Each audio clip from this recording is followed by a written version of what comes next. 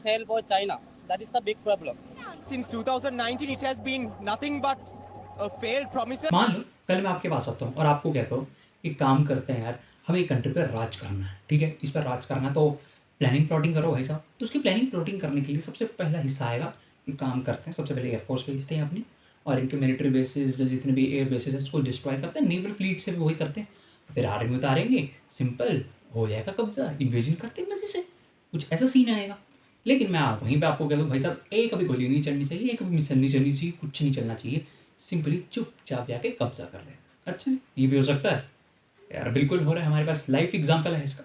आपने देखा होगा बहुत सारी रिपोर्ट्स में इस वक्त जो हमारे पड़ोसी देश है श्रीलंका, वहाँ पे जो है इस समय इतनी बुरी हालत है इकोनॉमिकली कि वहाँ पे लोगों के पास खाने के लिए पैसे नहीं है। एलपीजी सिलेंडर 5,000 से ऊपर का हो चुका है, पेट्रोल पंप्स पे तो आर्मी उतारनी पड़ी है, और डीजल तो वहाँ पे ख़त्म हो चुका है। इतनी बुरी इकोनॉमिक कंडीशन हो चुकी है उनकी, और इसका बहुत सारे कारण हैं, जैसे कि सरकार तो साडी अपनी है, ये वाला जो पंजाबी सॉन्ग है इसको इन्होंने बहुत ही पर्सनली लेते हुए अपने ऊपर ले लिया, और इनकी सरकार सारी इनके परिवार की है, ये कारण है। इनकी बैड इकोनॉमिक पॉलिसीज़ और बहुत सारे फैक्टर्स, रशिया और यूक्रेन वॉर का भी एक बहुत बड़ा फैक्टर है इसके साथ।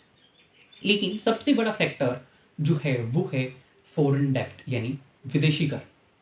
आप देखोगे तो श्रीलंका की जो जीडीपी है उसका 80% तो इन पे कर है, इन पे कर है अराउंड $26 बिलियन, जो इनकी जीडीपी का 80% है। एग्जाम्पल से समझते हैं, मान लीजिए आज श्रीलंका 100 रुपये कमा रहा है, तो 80% तो इन्हें जो है फॉरेन डेप्ट देना है, और साथ में सोचो यार ऊपर से उस पर इंटरेस्ट भी होगा, तो फिर नंगा नहाएगा क्या और निचोड़ेगा क्या, क्या रह गया पीछे, कुछ भी नहीं रह गया। तो इस हिसाब से ना इनके पास खाने के पैसे हैं ना कुछ करने के पैसे। भाई साहब ये हुआ कैसे, ये हुआ एक बहुत ही अच्छे देश के साथ जो कभी किसी की ज़िंदगी नहीं हथियाना चाहता, यानी चाइना। वो आए इनके पास और इनको उन्होंने कर्ज नहीं दिया, कर्ज नहीं दिया, उन्होंने दिया लाइन ऑफ क्रेडिट, हम्बल टोटा बनाने के लिए, कि एक काम करते हैं अपन, जो आएगा आपको हर एक चीज़ करके देगा।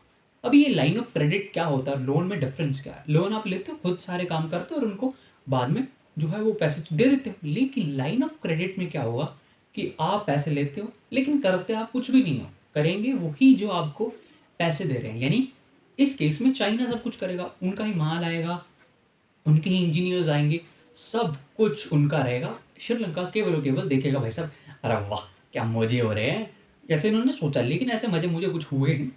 और ऊपर से उन्होंने बनाया और उन्होंने सोचा कि भाई हम क्या करेंगे, एक्सपोर्ट्स करेंगे, ये कर देंगे, वो कर देंगे, चाय बेच देंगे, ये बेच देंगे, लेकिन कुछ भी नहीं बिका।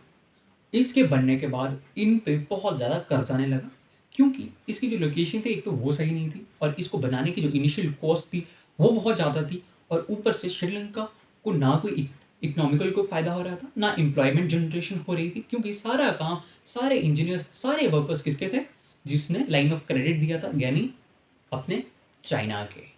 तो सारे एक्सपीरियंस उनके, सारे वर्कर उनके, एम्प्लॉयमेंट उनकी जनरेट हो रही है, पैसे भी उनके, वो खुद ही काम कर रहे हैं वहाँ पे, और ऊपर से वो इंटरेस्ट भी कमा रहे हैं इस पे, और इनकी इकोनॉमी जो है वो बहुत इनस्टेबल होने लग रही है। और फिर एक टाइम ऐसा आया जब इन्होंने क्या कहा, भाई साहब अपन से ये वाला हम्बन टोटा पोर्ट नहीं संभाल रहा, अपन क्या करता है, इसको दे देता है, जब बेच देता है इसका 80% हिस्सा, और 80% हिस्सा किसी प्राइवेट कंपनी को बेचना चाहा, और वो प्राइवेट कंपनी कौन सी थी, वो भी एक चाइनीज़ कंपनी थी, यानी अपना पैसा लगा के उस पर इंटरेस्ट कमा के अपने वर्कर्स को सब कुछ करा के खरीद भी खुद ही लिया। और ये स्ट्रेटजिकली एक बहुत इंपॉर्टेंट पॉइंट है इंडिया को अटैक करने के लिए चाइना का, और वहाँ पे इनकी इकोनॉमिकली हालत ख़राब हो रही है।